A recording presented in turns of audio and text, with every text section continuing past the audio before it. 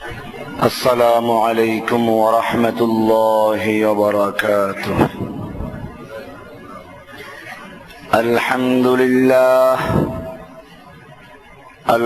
لله نحمده ونستعينه ونستغفره ونؤمن به ونتوكل عليه ونعوذ بالله من شرور أنفسنا ومن سيئات أعمالنا. من يهده الله فلا مضل له ومن يضلله فلا هادي له. وأشهد أن لا إله إلا الله وحده لا شريك له. وأشهد أن سيدنا محمدا عبده ورسوله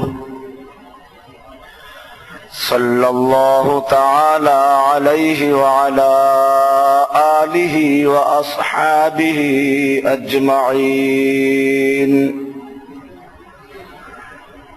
أما بعد فأعوذ بالله من الشيطان الرجيم. بسم الله الرحمن الرحيم. يا أيها الناس إنا خلقناكم من ذكر وأنثى وجعلناكم شعوبا وقبائل لتعارفوا إن أكرمكم عند الله أتقاكم. صدق الله تعالى وصدق رسوله النبي الأمي الكريم. ونحن على ذلك لمن الشاهدين والشاكرين والحمد لله رب العالمين. معزز ও মুহতারাম হযরত মুরব্বিয়ান কিরাম, দিগার মুসল্লিয়ান ইজাম, আল্লাহ সুবহানাহু ওয়া তাআলার মহান দরবারে লাখ শুকরিয়া জ্ঞাপন করছি, যিনি আমাদেরকে দীর্ঘ 1 মাস সিয়াম পালন করার পরে আবার জুমার সালাত আদায় করার জন্য মসজিদে আসার তৌফিক এনায়েত করেছেন। এজন্য জোরে সোরে বলি আলহামদুলিল্লাহ। রব্বানা লাকাল হামদ হামদান কাসীরান তাইয়িবান মুবারাকান ফীহি ইয়া রাব্বি লাকাল হামদু কামা ইয়ানবাগি লিজালালি ওয়াজহিকা ওয়া আযীমি সুলতানিক। আল্লাহ সুবহানাহু ওয়া তাআলার অশেষ মেহেরবানিতে গত রমজানে মক্কা মদিনায় থাকার সুযোগ হয়েছে। এজন্য দীর্ঘ কয়েক জুমা আপনাদের সামনে আমি উপস্থিত ছিলাম না। মক্কা মদিনায় এই রমজানুল করিমে থাকার কারণে আল্লাহ সুবহানাহু ওয়া তাআলার বিশেষ যে নিয়ামত উপলব্ধি করার সুযোগ হয়েছে, ইসলামের যে সৌন্দর্যগুলো আমাদের সামনে পরিষ্কার হয়েছে, আজকে সে বিষয়টাই আলোচনা হবে। আল উখুওয়াতু আল ইসলামিয়া ওয়াল মুসাওয়াতুল ইসলামিয়া, ইসলামের সাম্যতা এবং ভ্রাতৃত্ববোধ। মক্কা মদিনাতে হজের সময় বা রমজানুল করিমের বিশেষ করে শেষ দশকে দুনিয়ার বিভিন্ন স্থানের মানুষরা এসে এতেকাফ করে, ইফতার করে এবং করায়, তখন সত্যিকারই মানুষের মধ্যে ইসলাম যে সাম্যতা সৃষ্টি করেছে তার বাস্তব প্রমাণ পাওয়া যায়। পৃথিবীর ইতিহাসে মানুষ সাদা কালা, আমির গরিব এই সবের ভেদাভেদের কারণে বিভিন্ন স্তর সৃষ্টি করে রেখেছে। দুনিয়ার সভ্যতার দাবিদার আমেরিকাতে এখন পর্যন্ত সাদা মানুষেরা কালো মানুষদেরকে ঘৃণা করে। আপনারা জানেন বিশ্বের এক সময়কার হেভিওয়েট মুষ্টিযোদ্ধা মোহাম্মদ আলী কেলে, যিনি আমেরিকার গৌরব ছিলেন, বন্ধু বান্ধবদের নিয়ে হোটেলে খাবার জন্য ঢুকেছেন সাদা লোকদের হোটেলে। ওনাকে খাবার পরিবেশন করা হচ্ছিল না। যখন চেঁচিয়ে বললেন খাবার দিচ্ছ না কেন, ম্যানেজার হুঙ্কার ছেড়ে বলল বেরিয়ে যাও, দেখো না এটা সাদা লোকদের হোটেল। মারামারি হলো, রক্তাক্ত হলো। একজন বিশ্ব হেভিওয়েট মুষ্টিযোদ্ধার সাথে যুদ্ধ করে মারামারি করে পারা তো কঠিন।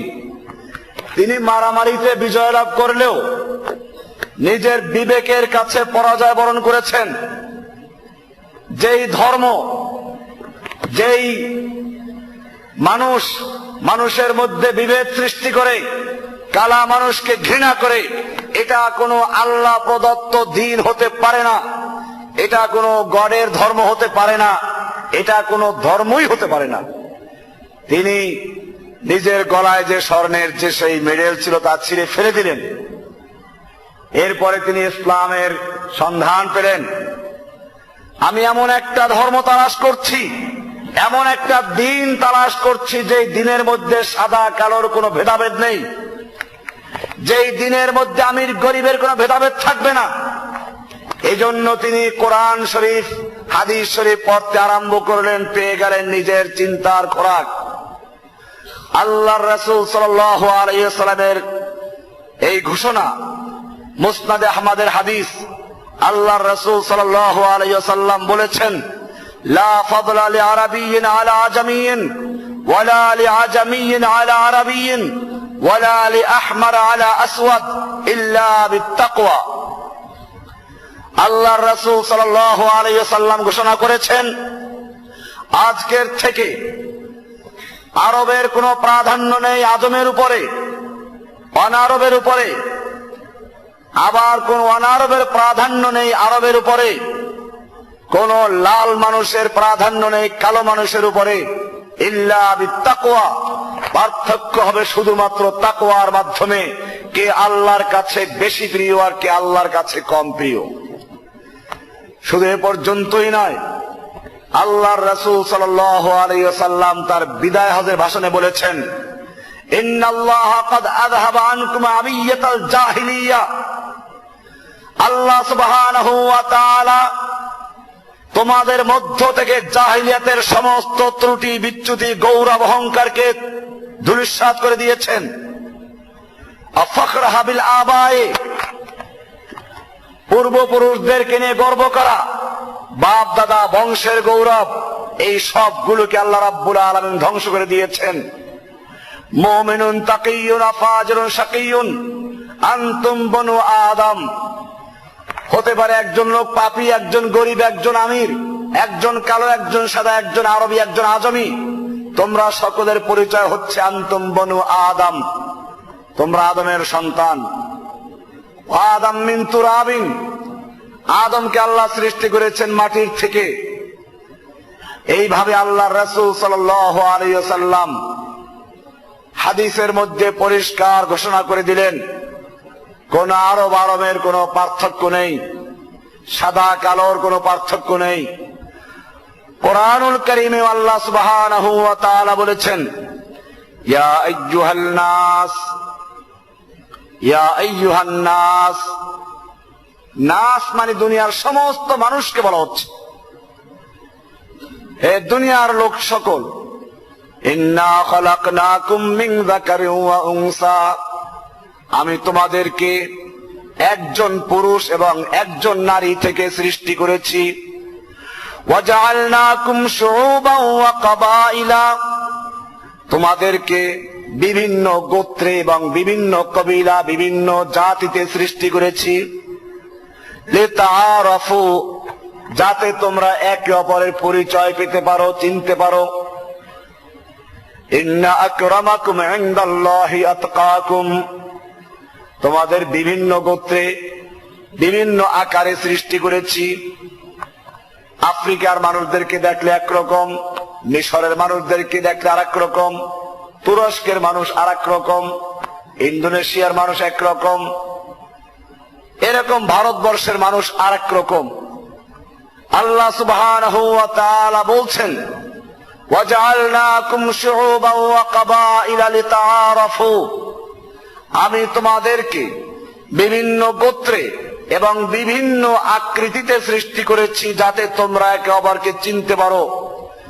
ইন্না আকরামাকুম ইনদাল্লাহি আতকাকুম, জেনে রাখবে আল্লাহর কাছে তোমাদের মধ্যে সবচেয়ে বেশি সম্মানিত হচ্ছে সে ব্যক্তি যে তোমাদের মধ্যে সবচেয়ে বেশি মুত্তাকি। আল্লাহকে মান্য করে যারা চলবে, আল্লাহর কাছে মান নির্ণয় হয় তাকওয়ার মাধ্যমে, সাদা কালোর মাধ্যমে নয়। যে কারণে বেলাল হাবশী রাদিয়াল্লাহু তাআলা আনহু কালো, এই কালো বেলালের মর্যাদা কোরআন হাদিসে পরিপূর্ণ। সোহাইব রুমি, সালমান ফার্সি, এরকম কত সাহাবায়ে কেরাম, আজমি, গরিব, তাদের মর্যাদা আল্লাহর কাছে কত বেশি। এজন্যই রাসূলুল্লাহ সাল্লাল্লাহু আলাইহি ওয়াসাল্লাম ইরশাদ করেছেন, আন-নাসু সাওয়াসিয়াতুন কাসনামিল মুশত, মানুষ হচ্ছে মানুষ হিসেবে চিরুনির দাঁতের মতো, কাটার মতো। চিরুনির দাঁতগুলো যেমন সমান, মানুষ হিসেবে আল্লাহর কাছে সকলেই তেমনি সমান। ওয়াল খালকু কুল্লুহুম ইয়ালুল্লাহ, সব মাখলুক আল্লাহর পরিবারের সদস্য। আল্লাহর পরিবার বলতে আল্লাহর যে সৃষ্টি সেই পরিবারের সদস্য। ওয়া আহাব্বুহু মিনাল্লাহি আনফাউহুম লিআয়ালিহি, আল্লাহর কাছে বেশি প্রিয় হচ্ছে তারা যারা আল্লাহর মাখলুকের বেশি উপকার করে, তারাই। মুসনাদে বাজ্জার আনাস রাদিয়াল্লাহু তাআলা আনহু থেকে হাদিসটা বর্ণনা করেছেন। এইভাবে আল্লাহ সুবহানাহু ওয়া তাআলা ইসলামের যে সৌন্দর্যতা প্রমাণ করেছেন। এজন্যই ইহুদি খ্রিস্টানরা ইসলামের শুরুর দিকে যখন বিভিন্ন চক্রান্ত করেছিল, মুসলিম জাতির মধ্যে ফাটল ধরাবার চেষ্টা করেছিল, এরপরে বিভিন্ন গোয়েন্দাদেরকে ঢুকিয়ে দিয়েছিল। তারা এ রিপোর্ট তৈরি করেছিল, তাদের নেতাদের কাছে রিপোর্ট করেছিল, কাইফা বিমান, ওই জাতি কি করে ধ্বংস করা যেতে পারে যেই জাতির সামাজিক নীতি হচ্ছে সাদা কালোর কোনো ভেদাভেদ থাকবে না, যেই জাতির সামাজিক নীতি হচ্ছে আল ইসার, নিজের উপরে কিভাবে অন্যকে প্রাধান্য দিবে, যেই জাতির পারস্পরিক পরিচয় হচ্ছে ভাই ভাই, যেই জাতির মধ্যে কোনো সাদা কালোর ভেদাভেদ নাই, আমির গরিবের ভেদাভেদ নেই, যেই জাতির আমির থেকে গরিব পর্যন্ত এক দস্তরখানে বসে খায়, যেই জাতির আমির গরিব এক কাতারে দাঁড়িয়ে আল্লাহর ইবাদত করে, আর যেই জাতি ঐক্যের জন্য প্রতিদিন 5 ওয়াক্ত সালাতের ব্যবস্থা করা হয়েছে, ঘুমের থেকে উঠে তারা এক একজনের সাথে সাক্ষাৎ করে সালাতে দাঁড়িয়ে যায়, ফজরের সালাত, কাজকর্ম করে এসে আবার তারা জোহরের সালাতে সাক্ষাৎ করে, জোহরের পরে খাওয়া দাওয়া করে ঘুমিয়ে যায়, কাইলুলা করে আসরের সময় আবার সাক্ষাৎ করে, মাগরিবের সময় আবার তাদের সাক্ষাৎ, এশার নামাজের পরে ঘুমিয়ে যাওয়ার আগে তারা সাক্ষাৎ করে নেয়। এইভাবে এরপরে যে জাতি আরো বড় আকারে সপ্তাহে একদিন তারা জুমার সালাতে একত্রিত হয়। এরপরে যারা আরো বড় আকারে বছরে 2 বার ঈদের সালাতে একত্রিত হয়, কুশল বিনিময় করে, একজন অপরজনের খবর নেয়। তারপরে সারা বিশ্বের মুসলিম জাতিকে একত্র করার জন্য আরো এক বিশ্ব সম্মেলনের আয়োজন করেছে, যার নাম হচ্ছে হজ, যেখানে সমস্ত মানুষ একত্র হয়ে যায়। সাদা কালো আমির গরিব, বিভিন্ন ভাষা, বিভিন্ন রং, বিভিন্ন আকৃতির মানুষ একত্র হয়ে যায়। প্রত্যেকেই কিভাবে কারো উপকার করবে সেই চেষ্টা করে। সেই জাতিকে তোমরা কখনো ধ্বংস করতে পারবে না। মুসলিম জাতি এর ভিত্তি হচ্ছে কিভাবে একজন অপরজনকে ভালোবাসবে, মহাব্বত করবে। কোরআনুল কারীমের সূরা হুজুরাতের 10 নম্বর আদেশের জন্য বলা হয়েছে, আল্লাহ সুবহানাহু ওয়া তাআলা ইরশাদ করেছেন, ইন্নামাল মুমিনুনা ইখওয়াতুন। দুনিয়ার সমস্ত মুমিনরা হচ্ছে ভাই। রাসূলুল্লাহ সাল্লাল্লাহু আলাইহি ওয়াসাল্লাম ইরশাদ করেছেন, সালাসুন মান কুন্না ফিহি ওয়াজাদা হালাওয়াতাল ঈমান। 3টা গুণ, 3টা বৈশিষ্ট্য যে ব্যক্তির মধ্যে থাকবে সে ব্যক্তি ঈমানের স্বাদ পাবে, মজা পাবে। মিষ্টি খেলে যেমন জিহ্বার স্বাদ পাওয়া যায়, 3টা গুণ যার মধ্যে থাকবে সে ঈমানের স্বাদ পাবে, ঈমানের মজা পাবে। 3টা গুণ কি কি? আইয়াকুন আল্লাহু ওয়া রাসূলুহু আহাব্বু ইলাইহি মিম্মা সাওয়াহুমা। 1 নাম্বার গুণ হচ্ছে যে ওই ব্যক্তির কাছে আল্লাহ এবং আল্লাহর রাসূল প্রিয় হবে অন্য সব কিছুর তুলনায়। এটা প্রথম শর্ত। এটা ছাড়া একজন লোক ইসলামে প্রবেশই করতে পারে না। ঈমান এবং যে কোনো আমল কবুল হওয়ার জন্য আমি সবসময় বলে থাকি শর্ত হচ্ছে 2টা। কয়টা শর্ত? 1 নাম্বার শর্ত হচ্ছে ইখলাস। মানে হচ্ছে আপনি যা কিছু করবেন তার মূল উদ্দেশ্য হবে আল্লাহকে সন্তুষ্ট করা, যার মধ্যে কোনো ভেজাল থাকবে না, কোনো মিশ্রণ থাকবে না। ইখলাস মানে হচ্ছে নির্ভেজাল।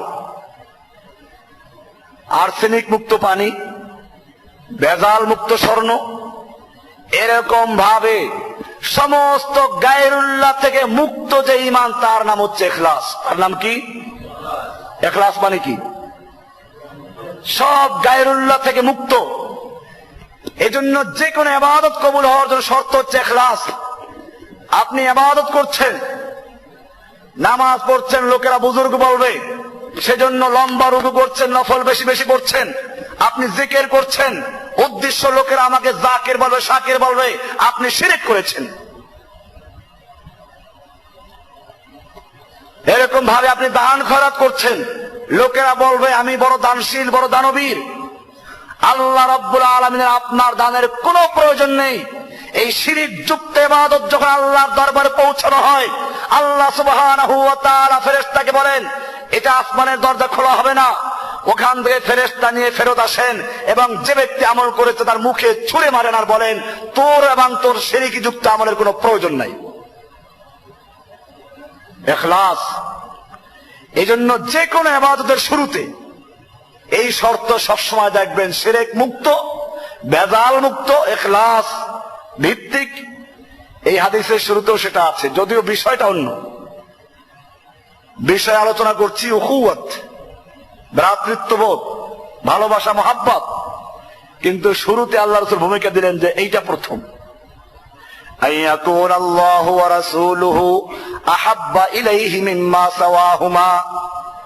প্রত্যেকটা মুমিনের কাছে আল্লাহ এবং তার রাসূল বেশি প্রিয় হতে হবে অন্য সবকিছুর চেয়ে, নিজের ছেলের চেয়ে, মেয়ের চেয়ে। আল্লাহু আকবার। এই হাদিস শোনার পরে ওমর বিন খাত্তাব রাদিয়াল্লাহু তাআলা আনহু দাঁড়িয়ে বলেন, ইয়া রাসূলুল্লাহ, আপনাকে আমি সব কিছুর চেয়ে বেশি ভালোবাসি, তবে নিজের জানের চেয়ে বেশি ভালোবাসি না।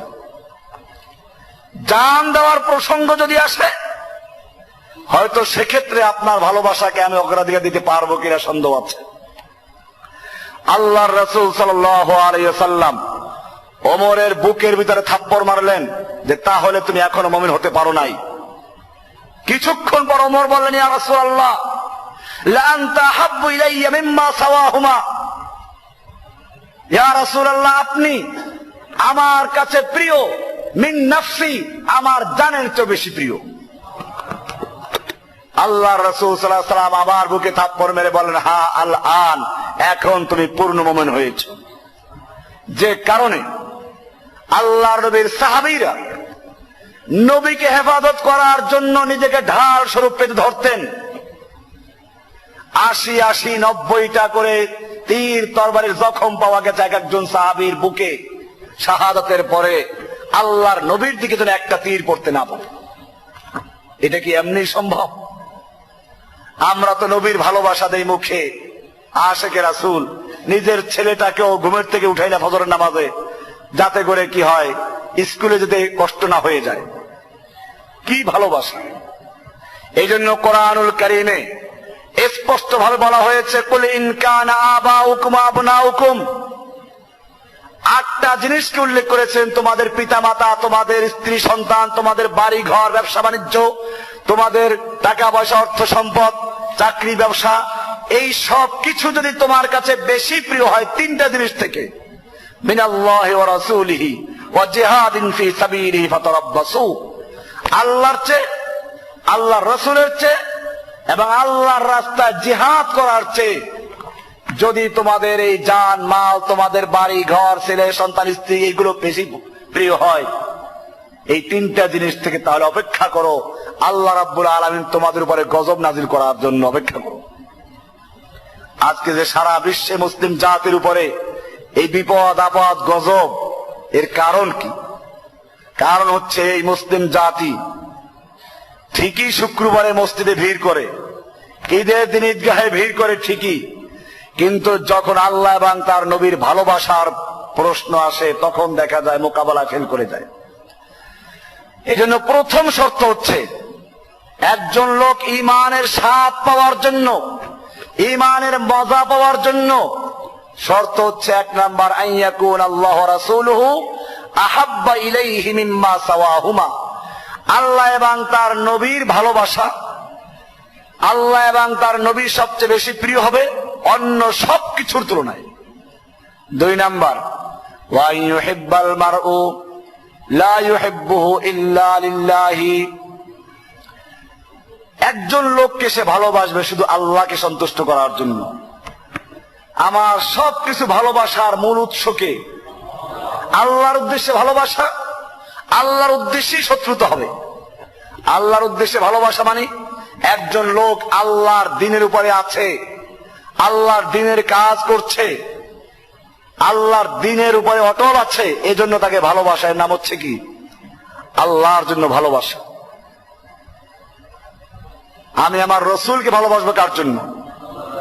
আল্লাহর রসুল, সেজন্য। তিনি আব্দুল্লাহর পুত্র, আমিনার পুত্র, এজন্য আমার ভালোবাসা নয়। আমার ভালোবাসা হচ্ছে রাসূলের জন্য। কিসের জন্য? তিনি আল্লাহর রসুল, আল্লাহ তাআলা তাকে ভালোবাসতে বলেছেন, আমি সেজন্য তাকে ভালোবাসি। আমি আমার পিতা মাতাকে ভালোবাসবো কার জন্য? আল্লাহর জন্য। আল্লাহ যেহেতু কোরআন কারিমে বলে দিয়েছেন, আবিল ওয়ালিদাইনি ইহসানা, পিতা মাতার সাথে সুন্দর ব্যবহার করো, সেজন্য আমি আমার আব্বা আম্মাকে ভালোবাসবো কার জন্য? আমি আমার সন্তানকে ভালোবাসবো কার জন্য? আমি আমার স্ত্রীকে ভালোবাসবো কার জন্য? আল্লাহ রসুল বলেছেন, একজন লোক যদি স্ত্রীকে ভালোবেসে আদর করে তার মুখে একটা খাবার তুলে দেয়, আল্লাহ তাআলা তাতেও তার সওয়াব দান করবেন, যেহেতু তার স্ত্রীকে ভালোবাসে কার জন্য? আল্লাহর জন্য। এটাই হচ্ছে মুমিনদের আর এক পরিচয়। 2 নম্বর শর্ত, মজা পাওয়ার জন্য ঈমানের। ওয়া ইউহিব্বাল মারউ লা ইউহিব্বুহু ইল্লা লিল্লাহ।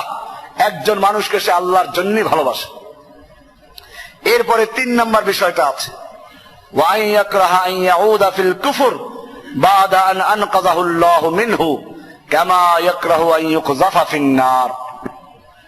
আল্লাহ তাআলা যখন তাকে হেদায়েতের সন্ধান দিলেন, তাওহীদের জ্ঞান দিলেন, জাহান্নাম থেকে মুক্ত করলেন, এরপরে আবার কুফুরির দিকে ফিরে যাওয়াটা তার কাছে, শিরিকের দিকে ফিরে যাওয়াটা তার কাছে, তাকে আগুনে নিক্ষেপ করা, জ্বলন্ত আগুনে নিক্ষেপ করা যেমন অপছন্দনীয়, এরকম শিরিক আর কুফুরের দিকে ফিরে যাওয়া তার কাছে সেরকম অপছন্দনীয়।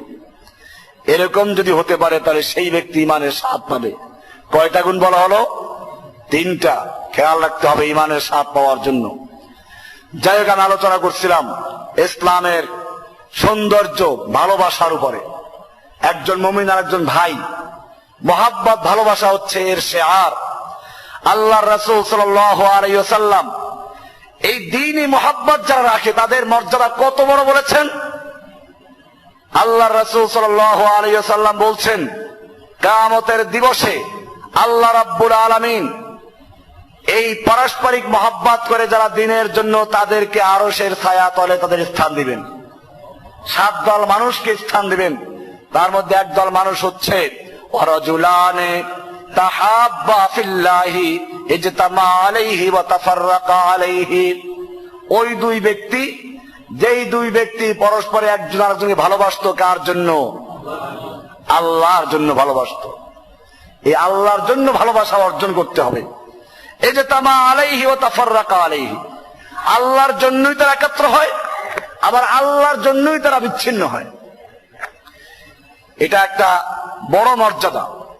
আল্লাহর রাসূল সাল্লাল্লাহু আলাইহি ওয়াসাল্লাম বরং এর চেয়ে গুরুত্ব দিয়ে বলেছেন, জান্নাতে যাওয়ার জন্য যে সমস্ত শর্ত আছে তার মধ্যে একটা শর্ত আরোপ করেছেন, তুমি ততক্ষণ পর্যন্ত জান্নাতে প্রবেশ করতে পারবে না যতক্ষণ পর্যন্ত পরস্পরকে ভালো না বাসবে। হাদিস আল্লাহর রাসূল সাল্লাল্লাহু আলাইহি ওয়াসাল্লাম বলছেন, বুখারী মুসলিমের সহিহ হাদিস এটাও। আল্লাহর রাসূল সাল্লাল্লাহু আলাইহি ওয়াসাল্লাম বলছেন, আন আবি হুরায়রা রাদিয়াল্লাহু তাআলা আনহু আন্নান নবী সাল্লাল্লাহু আলাইহি ওয়াসাল্লাম قال ওয়াল্লাযী নাফসি বিয়াদিহি, ওই আল্লাহর কসম যার হাতে আমার জীবন, যে আল্লাহর হাতে আমার জীবন, তার কসম করে বলছি, লা তাদখুলুল জান্নাতা হাত্তা তুমিনু, তোমরা জান্নাতে অতক্ষণ পর্যন্ত প্রবেশ করতে পারবে না যতক্ষণ পর্যন্ত ঈমান না আনবে, আর ঈমান ততক্ষণ পর্যন্ত তোমাদের পূর্ণ হবে না। ওয়ালা তুমিনু হাত্তা তাহাব্বু, তোমাদের ঈমান ততক্ষণ পর্যন্ত পূর্ণতা লাভ করবে না যতক্ষণ পর্যন্ত একে অপরকে ভালো না বাসবে।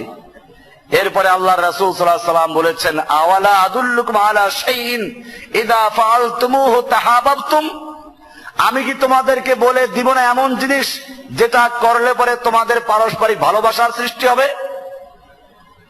আফশুস সালাম বাইনাকুম, তোমরা পরস্পরের সালামের বিনিময় করো। মুসলিম শরীফের হাদিস এটা। পারস্পরিক সালামের ব্যাপক বিনিময় করো। দেখা হলে সালাম দাও, রাস্তার আড়ালে দেখা হলে আবার সালাম দাও, দেওয়ালের আড়াল থেকে আবার সাক্ষাৎ আবার সালাম দাও। এখন যেটাকে পাগলামি মনে করা হয়, আপনি যদি একজনকে এরকম আড়াল থেকে আসলে আবার সালাম দিলেন, আবার কিছু সালাম দিলেন, সে বলবে মজাক করা শুরু করেছো। অথচ এটা সুন্নাহ যে আপনার সাথে একবার সাক্ষাৎ হলো সালাম দিবেন, আবার দেওয়াল ঘুরে আসলো বা ঘরের ভিতর থেকে আসলে আবার সালাম দিবেন। মেজবান মেহমানকে, মেহমান মেজবানকে। তবে সালামের নিয়ম হচ্ছে আগন্তুক সালাম দিবে, সে না দিলে আপনি তারপর দিবেন। কিন্তু নিয়ম হচ্ছে যে আসবে সে সালাম দিবে যে বসে আছে তাকে, এটা খেয়াল রাখবেন। যে হাঁটে সে সালাম দিবে যে দাঁড়িয়ে আছে তাকে, যে দাঁড়ানো সে সালাম দিবে যে বসে আছে তাকে। এরকম ভাবে সালামের কতগুলো আদব আছে। আর যদি ওই ব্যক্তি যার হক আগে দেওয়ার সে না দেয়, তাহলে আপনি তাকে সালাম দিতে পারেন। সালাম এটাও ইসলামের সৌন্দর্যের একটা প্রতীক।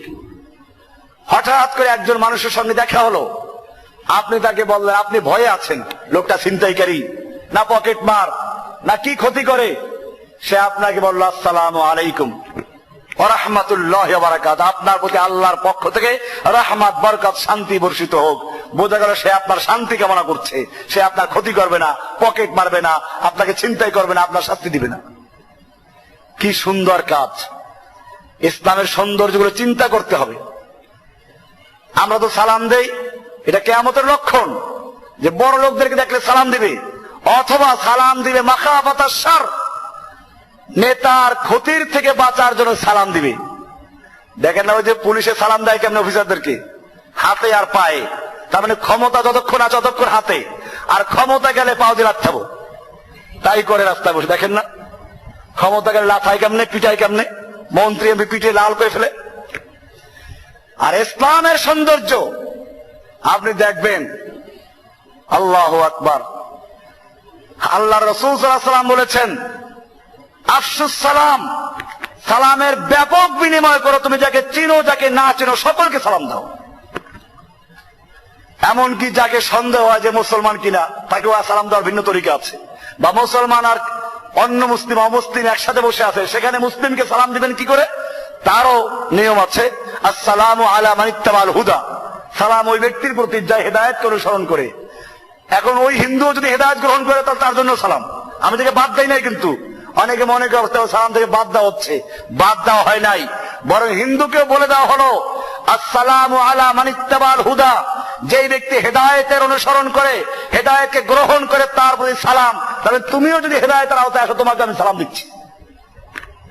এজন্য ভুল অর্থ করে মানুষ বিভ্রান্ত করে।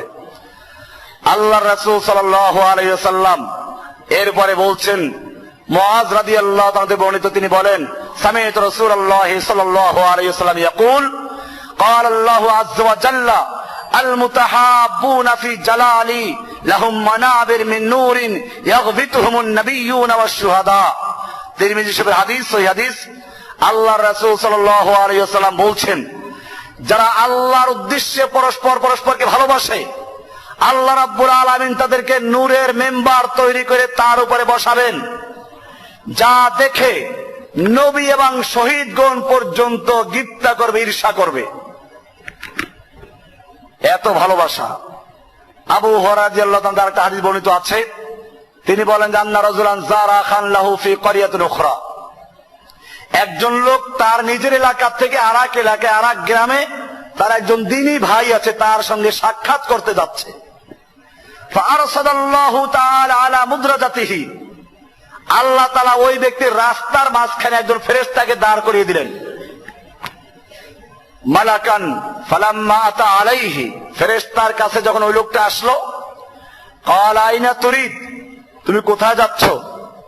ক্বালা উরিদু আখান লি ফি হাযিহিল ক্বরিয়া, ওই গ্রামে আমার একটা ভাই আছে, দ্বীনী ভাই, আমি তার সঙ্গে সাক্ষাৎ করতে যাচ্ছি। ক্বালা হাল লাকা আলাইহি মিন নি'মাতিন তারুব্বুহা আলাইহি, ফেরেশতা বলল, ওই লোকটা কি তোমার কোনো উপকার করেছে যে উপকারের বদলা দেওয়ার জন্য তুমি যাচ্ছ? না, লা, এরকম কিছু নেই। গায়রা আন্নী আহবাবতুহু ফিল্লাহি তাআলা, তবে আমি শুধুমাত্র তাকে আল্লাহর জন্য ভালোবাসি।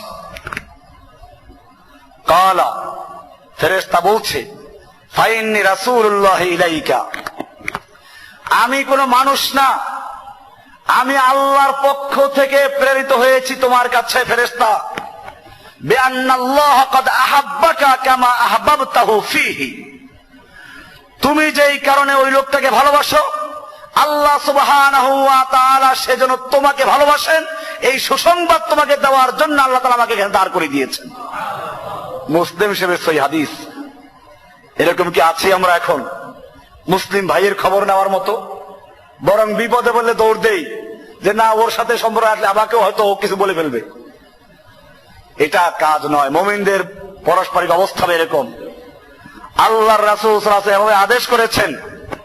একদিন আল্লাহ রাসূলের দরবারে বসে একজন সাহাবী, আনাস রাদিয়াল্লাহু তাআলা আনহু থেকে বর্ণিত, তিনি বলেন, আন্না রাজুলান কানা ইনদান নবী সাল্লাল্লাহু আলাইহি ওয়াসাল্লাম ফামাররা রাজুলুন বিহি, আল্লাহর নবীর কাছে আমরা বসেছিলাম, এই সময় কাছ দিয়ে একজন লোক যাচ্ছে।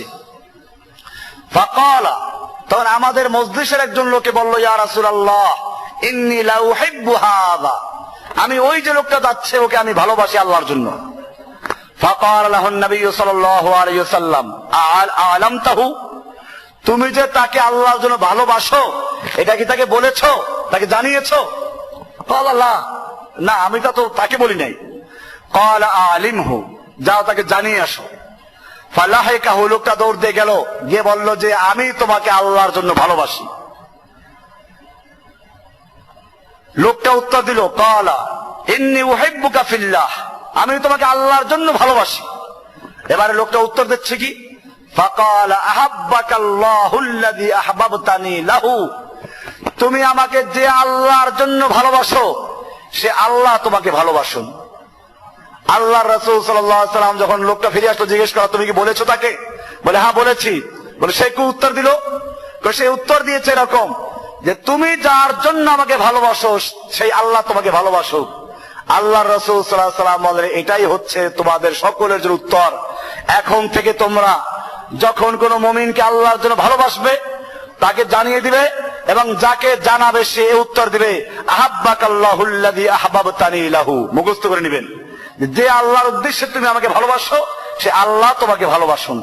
এইভাবে আল্লাহর রাসূল সাল্লাল্লাহু আলাইহি ওয়াসাল্লাম ভালোবাসার কথা বলেছেন।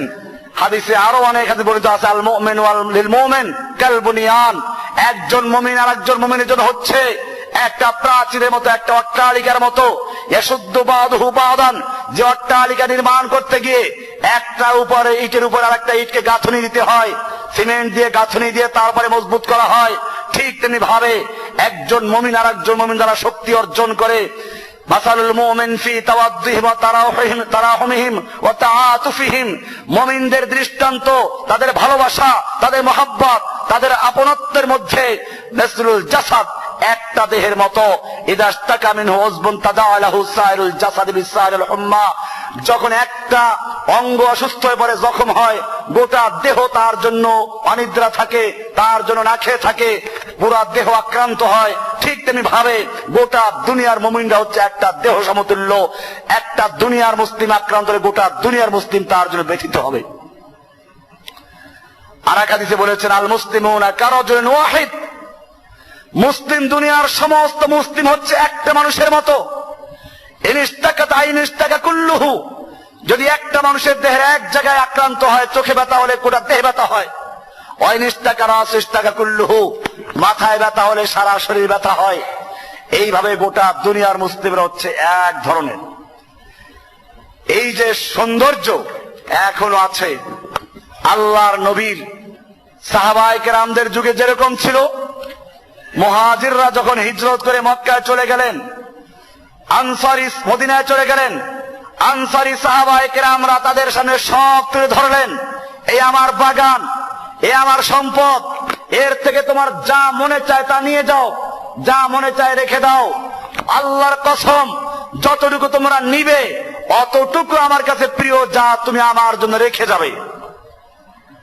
কেউ কেউ তার বলতেন যে আমার দুটো স্ত্রী আছে, দুটোর মধ্যে সুন্দর যেটা তুমি দেখো পছন্দ করো, আমি তাকে তালাক দিয়ে দেব, ইদ্দাত শেষ, তুমি তাকে বিয়ে করে নাও। এই ছিল সাহাবায়ে কেরামদের অবস্থা।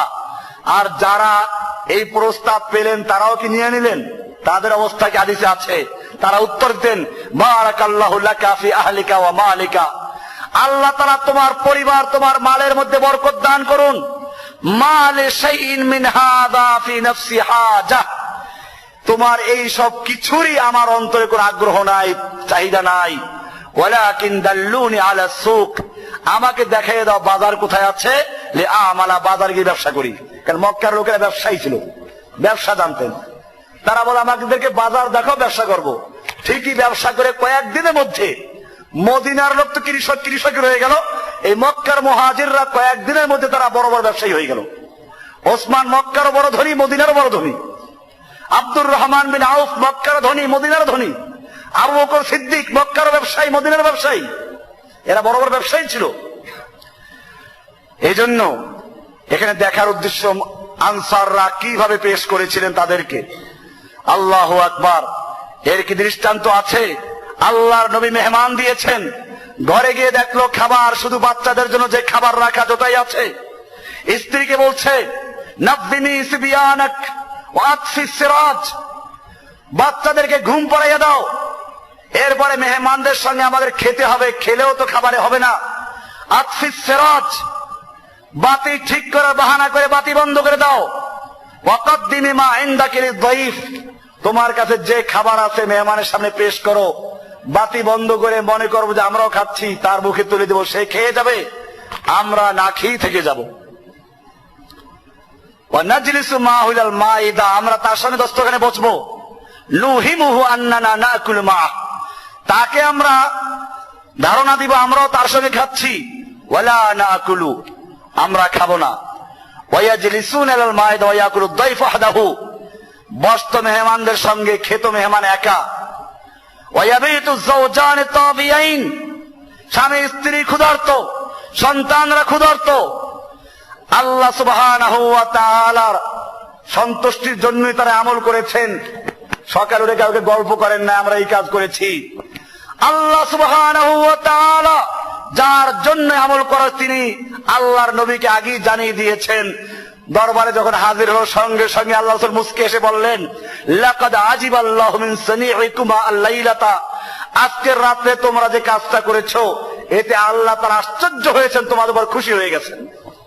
বুখারী মুসলিমের সহিহ riwayat।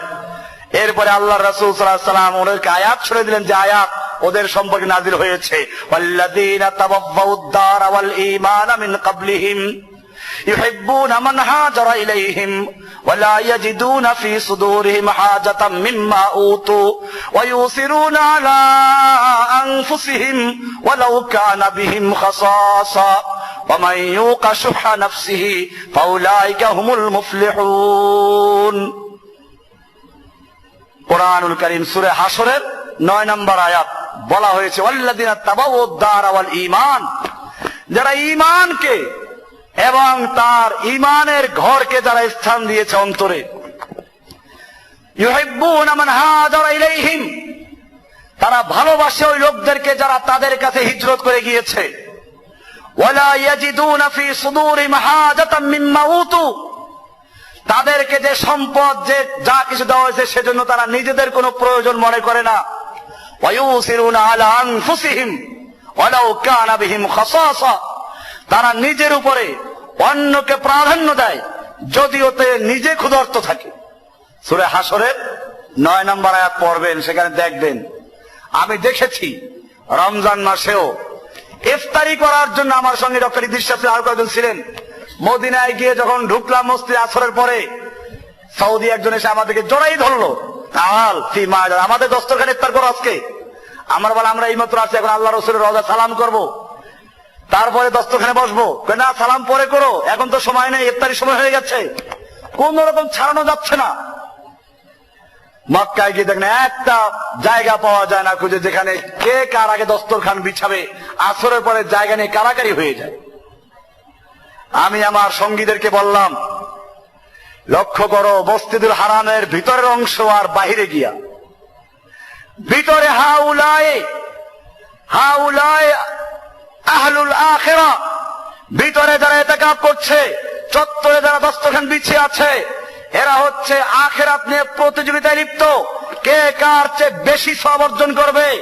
এই রমজান মাস এমনিতে মক্কাতে 1 রাকাতে লক্ষ রাকাতের সওয়াব, এরপরে আবার রমজান মাসে সেইটা 70 লক্ষ গুণ হবে। এত বিশাল সওয়াবের জন্য সিয়াম হচ্ছে, কিয়াম হচ্ছে। অনেকে আমাদের দেশে দাবি করে মক্কার লোকেরা ইবাদত কম করে, আমরা বেশি করি। যারা ছিলেন তারা দেখেছেন, আসরের পর থেকে কোরআন তেলাওয়াত হচ্ছে, আযান হয়ে গেলে ইফতার হয়ে গেল, মাগরিব হয়ে গেল, মাগরিব থেকে বসে আছে এশার সালাত, তারাবির সালাত পড়ার জন্য। তারাবির সালাত তোমার দেশের মতো না, মনে হচ্ছে হাফেজ সাহেবকে কেউ পিটাচ্ছে আর উনি কেবল রেলি হাফেজ গড় করে পড়ে যাচ্ছেন। কি পড়ছেন না সে নিজে বুঝে আর না অন্য বুঝে। এই সমস্ত পড়া সম্পর্কে বলা হয়েছে, রুব্বা কারিন ইয়াকরাউল কুরআন ওয়াল কুরআনু ইয়ালআনুহু, অনেক কোরআনের তেলাওয়াতকারী রয়েছে যে কোরআন পড়ে ঠিকই, কোরআন তাকে সুপারিশ করার পরিবর্তে কোরআন তার জন্য লানত করতে থাকে। হাদিসের কথা আল্লাহ রাসূল বলেছেন, কোরআন তাকে লানত করে। এটা কোন হাফেজদের জন্য, কোন কোরআনের তালিদের জন্য? এরা যারা কোরআনের কিচ্ছু বোঝে না, গড় করে পড়ে যাচ্ছে। আর একদল মুসল্লি আছে, যত তাড়াতাড়ি বলে অত খুশি। তোমাকে কে বলেছে খামাখা দাঁড়িয়ে থাকার জন্য? ঘুমাও গিয়ে। তুমি কেন আল্লাহর কোরআনকে ধ্বংস করার জন্য সাহায্য করছো? মক্কা মদিনার তারাবি শোনো, এখন বর্তমানে টেলিভিশনে দেখো তারাবি, দেখো তারাবি কেমনে পড়ে, মনে হয় যেন কোরআন নাযিল হচ্ছে। প্রত্যেকটা শব্দ স্পষ্ট, প্রত্যেকটা আয়াত স্পষ্ট। আমার সঙ্গে ছিলেন ডক্টর ইদ্রিস সাহেব, উনি বলেন আমার দেশে কেন এরকম পড়ে না?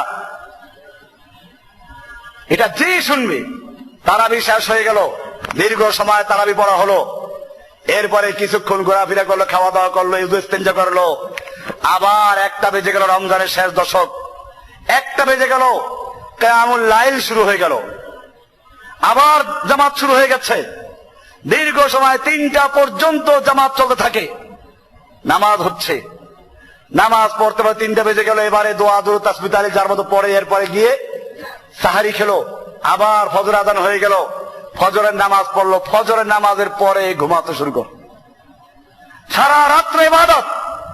এটাকে গল্প করেছি আমি নয়, নিজে একা ছিলাম, আমার সাথে লোকও ছিল, তাদেরকে জিজ্ঞেস করে দেখেন, প্রত্যেকটা লোক সারা রাত ইবাদত করেছে, কেউ ঘুমাবার চিন্তাই করে নাই। এই জন্য আমি বলি, ইবাদত যতটুকু করো সহিভাবে করো। ইবাদত কবুল হওয়ার জন্য 2টা শর্ত। 1 নাম্বার শর্ত বলেছিলাম কি, এগুলো মুখস্থ রাখবেন, কারণ আমার দেশের মানুষ দাবি করে আমরা ইবাদত বেশি করি, হয়তো বেশি করতেও পারো, জানি না, হয়তো, কিন্তু তোমার ইবাদত আল্লাহর কাছে গ্রহণযোগ্য হবে কিনা জানি না। ইবাদত কবুল হওয়ার জন্য প্রথম শর্ত হচ্ছে ইখলাসুন নিয়ত, নিয়তটাকে পুরো আল্লাহর জন্য করা। তোমার নিয়তের মধ্যে ভেজাল, ইমানের মধ্যে ভেজাল, তোমার নিয়তের মধ্যে আছে মানুষকে খুশি করা, নিয়তের মধ্যে আছে প্রচার করা, একবেলা ইফতারি খাওয়াইলে কেমনে নাম প্রচার করে সেইটা থাকে, এই সমস্ত শিরিক। এরপরে তোমার ইমানের মধ্যে ভেজাল, তোমার ইমান পীর সাহেব ছাড়া ইসলাম আল্লাহকে সন্তুষ্ট করা যাবে না। তোমার অন্তরের মধ্যে বসে আছে পীরের ছবি, তোমার অন্তরে বসে আছে পীর দুনিয়ার সবকিছু দেখে, তোমার অন্তরে বসে আছে অলিরা চোখ বন্ধ করে সব দেখে, তোমার অন্তরের খবর জানে, আলিমুল গায়ব। এই সমস্ত শিরক তোমার ইমানের মধ্যে রয়েছে। 1 নাম্বার শর্ত হচ্ছে ভেজাল মুক্ত, শিরক মুক্ত ঈমান এবং ইখলাসুন নিয়ত, এটা প্রথম শর্ত। 2 নাম্বার শর্ত ইত্তেবাউস সুন্নাহ, যতটুকুই করো আল্লাহ নবীর সুন্নাহ মোতাবেক করো। তুমি হয়তো বেশি করো, কিন্তু বেদাত করো। পুরা মক্কা মদিনায় যতদিন ছিলাম কোন একটা বেদাতও ছিল না, মিলাদ নাই, কিয়াম নাই, মুর্দার নামে খতম নাই, নামাজের পরে মোনাজাত নাই। মোনাজাত করেছে কেউ মক্কা মদিনাতে? দেশে আসলে এই বেদাতগুলো আমাদের করতে হয়। নামাজের পরে আল্লাহুম্মা আমিন, আর ওখানে এই সমস্ত নাই, নামাজের পর দোয়া পড়ছে যা যার মতো।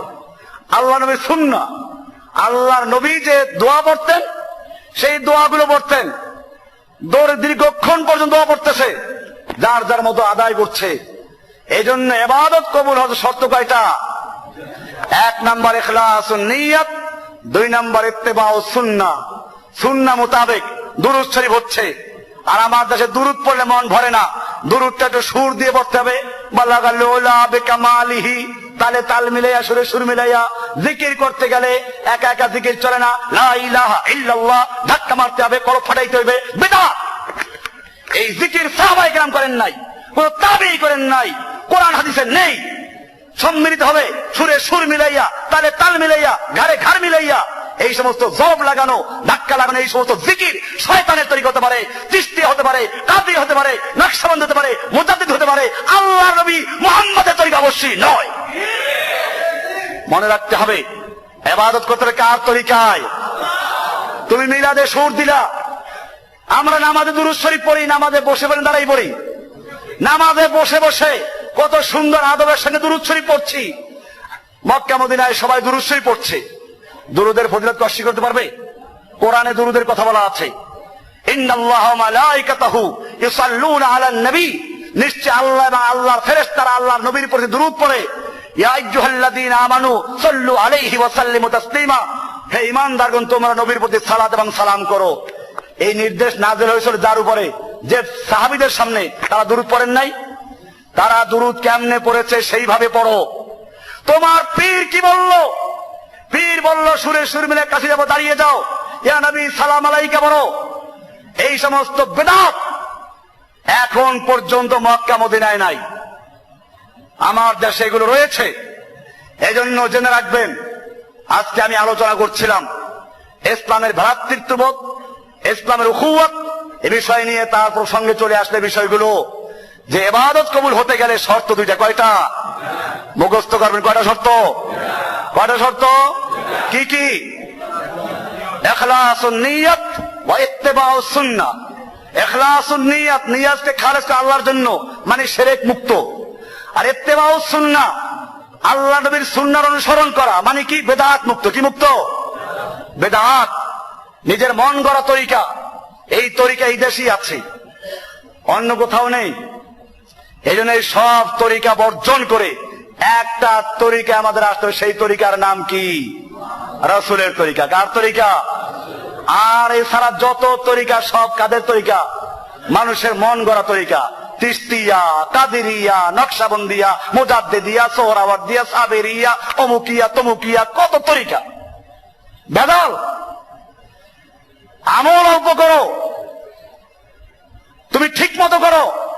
এই জন্য আমি পরিষ্কার ঘোষণা করছি, একজন মুসলমানের পরিচয় আমি মুসলিম। আমি কি? আর কোন পরিচয় নাই। কোরআনে বলা হয়েছে, ওয়ামান আহসানু কওলাম মিম্মান দাআ ইলাল্লাহি ওয়া আমিলা সালিহান ওয়া ক্বালা ইন্নানী মিনাল মুসলিমিন। ওই ব্যক্তির চেয়ে আর ভালো কথা কার হতে পারে যে মানুষকে আল্লাহর দিকে আহ্বান করে। কার দিকে আহ্বান করবে? এরপরে ওয়া আমিলা সালিহান, নিজে নেক আমল করে, অন্যকে আহ্বান করে, নিজে নেক আমল করে।